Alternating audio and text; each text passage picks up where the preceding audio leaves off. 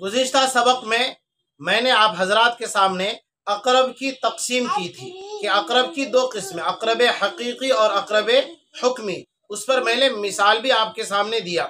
आज के सबक में एक सवाल है और उसका जवाब है। सवाल ये है कि भाई जब लड़का और बाप दोनों मय्यत से सिर्फ एक ही रिश्ता रखते हैं तो बाप के होते हुए सिर्फ लड़का को असबा क्यों बनाया जाता है। मजीद उस पर यह कि अगर बाप और पोता हो तो इस सूरत में पोता को असबा बनाया जाता है, बाप को असबा नहीं बनाया जाता है। ऐसा क्यों? हालांकि पोता बाप के मुकाबले में पोते का वास्ता बढ़ जाता है, वो दूर हो जाता है, उसके बावजूद पोता असबा बनेगा और बाप असबा नहीं बनेगा। ऐसा क्यों?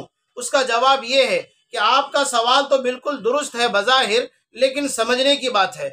बात समझने की ये है कि देखिए, असबा होने में रिश्ता बुनुव्वत यानी बेटा होना ये एक रिश्ता है। इसी तरीके से रिश्ता उबुव्वत, तो असबा होने में रिश्ता बुनुव्वत बेटा वाला रिश्ता, रिश्ता उबुव्वत बाप वाले रिश्ते के मुकाबले में मुकद्दम है रिश्ता बुनुव्वत। यानी असबा होने में बेटा पोता बाप के मुकाबले में मुकद्दम रखा जाएगा।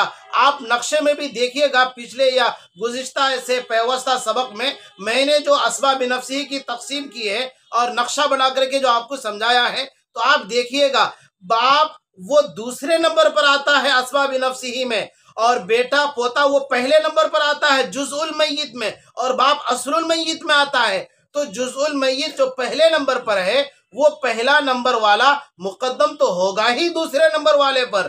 तो असबा होने में रिश्ता बुनुव्वत चूंकि वो नंबर 1 पर है, वो रिश्ता उबुव्वत बाप दादा पर मुकद्दम होगा चूंकि वो नंबर 2 पर है। उम्मीद है कि आपने इस सवाल को भी और सवाल का जवाब भी अच्छी तरह से समझ गए होंगे। अल्लाह आपको भी मुझे भी सही तौर पर समझने की समझाने की तौफीक अता फरमाए। वस्सलामु अलैकुम व रहमतुल्लाह।